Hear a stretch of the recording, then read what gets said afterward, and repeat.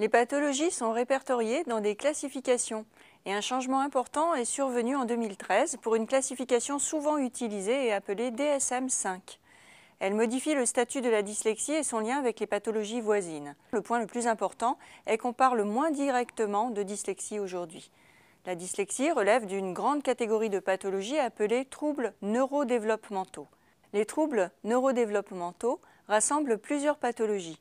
Les TSA, les troubles de l'attention, avec notamment le TDAH, les troubles de la communication, dans lesquels on classe aujourd'hui la dysphasie, l'autisme, la déficience intellectuelle, les troubles moteurs, comme les troubles de la coordination ou la dyspraxie.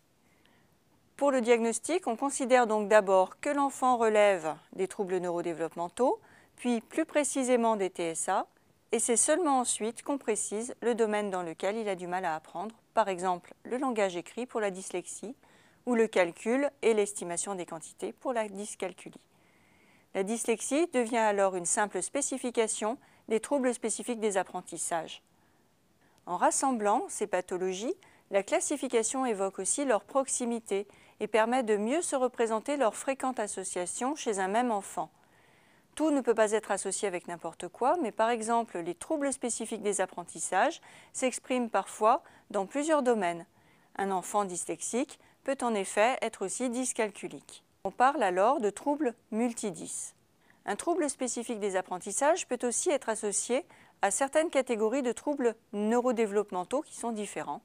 L'association est par exemple fréquente entre la dyslexie et le TDAH. Pour revenir au cas des troubles spécifiques des apprentissages, plusieurs critères doivent être présents. Premièrement, le développement atypique doit véritablement entraver les capacités à apprendre dans un domaine de base des apprentissages scolaires, lire, écrire, compter. Deuxièmement, le déficit doit paraître inattendu car tout va bien dans les autres domaines. Sinon, on est dans le cadre de la déficience intellectuelle ou de la psychiatrie. Il est important d'insister un peu sur l'absence d'origine psychiatrique du trouble, car en cas de doute, une consultation auprès d'un pédopsychiatre s'impose.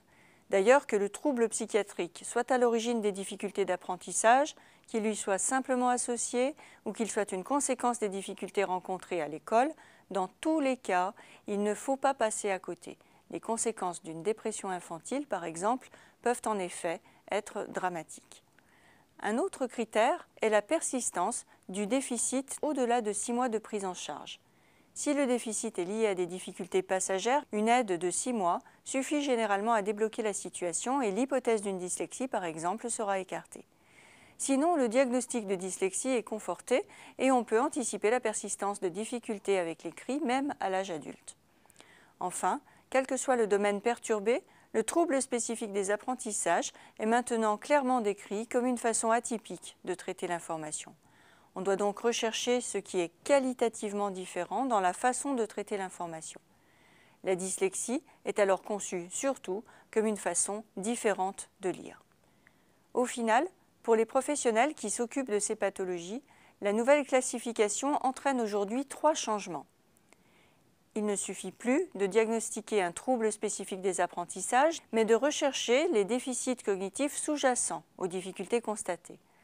On ne se contente plus de décrire le trouble, on cherche à le comprendre et à l'expliquer pour personnaliser la prise en charge et anticiper les difficultés à venir.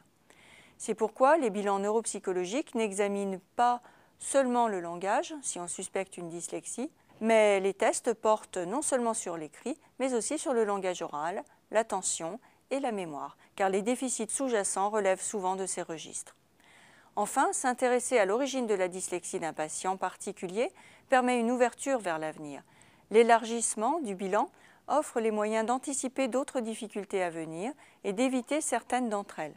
Par exemple, si un enfant est dyslexique parce qu'il se représente mal les sons de sa langue, il aura sans doute des difficultés à apprendre des langues étrangères, particulièrement l'anglais s'il est francophone, et on pourra le conseiller dans le choix de celle qu'il apprendra.